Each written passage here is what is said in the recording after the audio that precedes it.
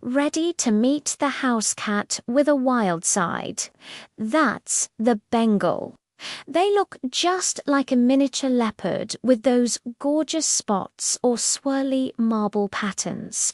And get this, many Bengals have a special glitter coat that literally sparkles in the sunlight. How cool is that? These cats are born adventurers. Don't be surprised to find your Bengal perched on top of a bookshelf, a door, or the highest point of their cat tree. They love to climb. Bengals are also super energetic and athletic. They're incredibly smart, so they need plenty of toys and puzzles to keep their brilliant minds busy. You might even find one splashing in your sink because many Bengals are fascinated by water.